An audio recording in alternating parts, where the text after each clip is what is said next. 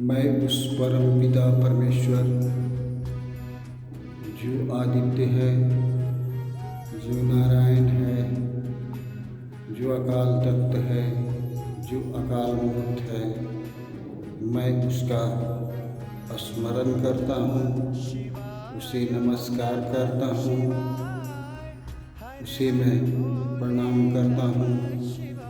दोस्तों, उस परमात्मा की जो बनाई हुई दुनिया है, उस दुनिया में हम सब आए हुए हैं। हम सब यहाँ आए हैं कुछ न कुछ उसकी जो रोल चल रहा है, उस रोल को निभाने। दरअसल मैं जो कहना चाहता हूँ वो एक विचित्र बात है, विचित्र कहानी है। मैं बचपन में योग बहुत किया। योग में इतनी निपुणता थी मेरी कि देवता भी प्रसन्न रहते थे।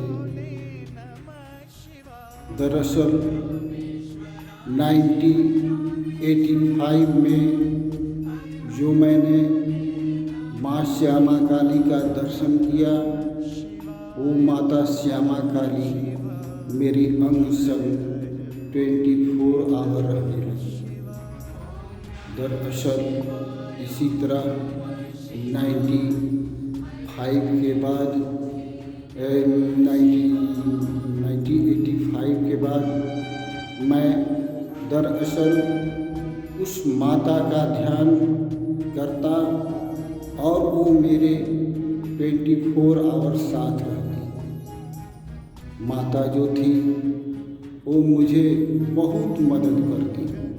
समय समय पर हमेशा हमको हमारे ऊपर, मेरे सर के ऊपर उनका हाथ रहता था। वो माता दरअसल इतना संदिग्ध रहती कि मैं जब भी आता अपने बिछावन पर या जब भी सोने आता तो मैं उनको देखता था। दोस्तों, ये उनकी बहुत महानता है या कृपा है।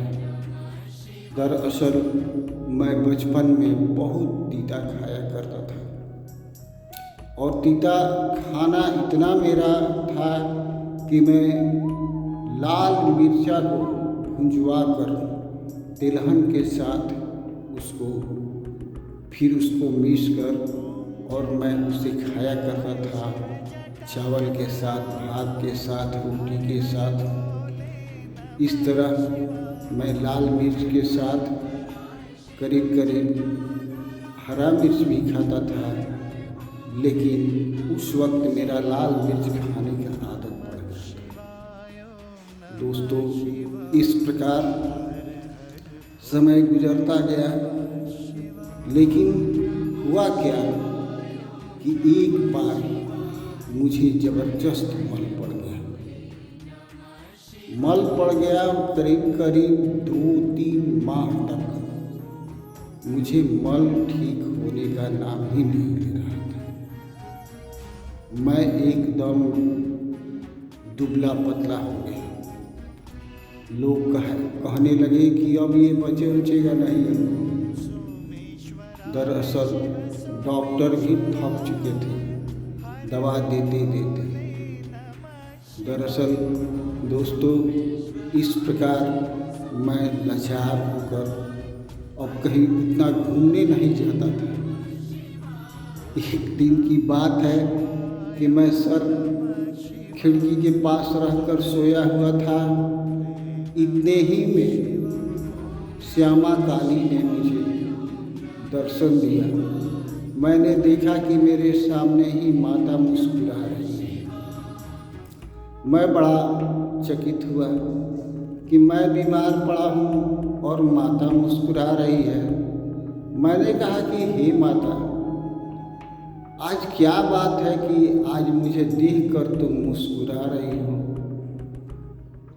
मैं तो बीमार पड़ा हूँ, बचूंगा कि नहीं बचूंगा भगवान ही जाने। उस वक्त में मुझे आत्मज्ञान उतना नहीं था और मैं इसके बारे में भी उतना नहीं पढ़ा था। इसी तरह योग में देखता जाता था।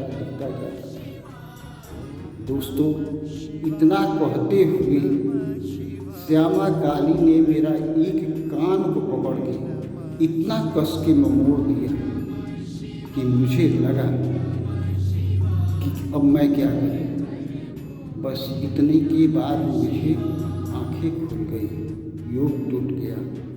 दरअसल मैं उठा और मैं नीचे अपने माँ के पास आया और आकर कहा कि हे माँ, देखो ना मेरा कान क्यों लहर रहा है। जो यह शरीर की माँ थी उसने देखा कि उसका कान लाल हो चुका है। उसने कहा कि तुम्हारा कान लाल हो चुका है। हमने कहा कि देखो ना, ये बहुत लहर रहा है और तुम कह रही हो कि लाल भी हो चुका है। तो उसने कहा कि देखो उसमें कुछ दवा ववा लगा दो, ठीक हो जाएगा। दोस्तों, इस प्रकार मैं उसके बाद एक डॉक्टर थे, राम प्रसाद बाबू के लड़के, यहाँ आरा में राम प्रसाद बाबू का एक समय बहुत चलती था। तो उनके लड़के के पास मैं गया और दिखाने गया। दरअसल मेरे चाचा लेकर गए। दरअसल उन्होंने इलाज किया, कहा कि टाइम लगेगा लेकिन ठीक हो जाएगा। दवा तो उन्होंने दी, परहेज बताई और दरअसल वो सूखने लगी। धीरे धीरे मैं तो ठीक हो गया, लेकिन वो रोग डॉक्टर साहब को पकड़ लिया और वो डॉक्टर साहब उसी रोग से उनका अंतकाल हो गया। दोस्तों, ये मुझे बाद में पता चला जब अगले साल मैं उनसे इलाज करने के लिए गया, क्योंकि हर साल मेरा आदत नहीं छूट रहा था मिर्चा खाने का और मुझे हर साल पकड़ लेता था। इस प्रकार डॉक्टर साहब की मृत्यु के बाद मुझे डॉक्टर के शरण के पास जाना पड़ा। डॉक्टर के शरण उस वक्त बहुत नामी डॉक्टर थे और अच्छे डॉक्टर माने जाते थे। के शरण जो थे उन्होंने मेरा इलाज किया। इलाज करना तो था ठीक, उसके बाद मुझे दवा रिएक्शन कर गया और मेरे शरीर में चकते की तरह निकल चुका था। दोस्तों, इस प्रकार के शरण को भी वही रोग हो गया और वो मर गए। दरअसल ये दो डॉक्टरों की मृत्यु जो था मुझे झकझोर के रख दिया। मैं उस वक्त पढ़ रहा था। दरअसल इसके बाद हम तीसरे डॉक्टर के पास जाकर अपना रिएक्शन का दवाई कराए और ठीक हो गए। उसके बाद मैं इस रोग का दवा खुद अपने आप ही किया। दरअसल दोस्तों, टाइम गुजरा, समय गुजरा, अब उतना मैं बीमार नहीं पड़ता और मैं सावधानी से रहता हूँ। यही मेरी जीवन की एक सच्चाई है कि मेरे सामने सूक्ष्म शरीरधारी, जिसे हम काली दुर्गा या जो भी कहते हैं, उन्होंने मेरे अंगों को पकड़ लिया। ये इस बात का मैंने अनुभव किया। दोस्तों, मैं आज तक इतना ही जानता था कि सूक्ष्म शरीरधारी हमारा कुछ नहीं बिगाड़ सकते, हमारा कुछ नहीं कर सकते, हमारा कोई अंग स्पर्श नहीं कर सकते, क्योंकि उनका शरीर जो होता है पार्टिकल्स का होता है, परमाणुओं का होता है, अणुओं का होता है और वो जो है उससे वो छिन होता है, जिसके कारण सघनता नहीं होती और वो मानव शरीर के तरह नहीं होता। इसलिए वो किसी मनुष्य शरीर को नहीं पकड़ सकते। ये मेरी बहुत बड़ी भूल थी और इस बात को मैंने अनुभव किया जीवन में।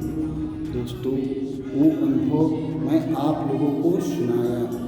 इसे सुनकर आप भी इससे सबक लेना चाहिए कि देवताओं के हाथ में इतना पावर होता है कि वो उसे पकड़ सकते हैं। ये मैंने आपको अपने जीवन की कहानी सुनाई। नमस्कार।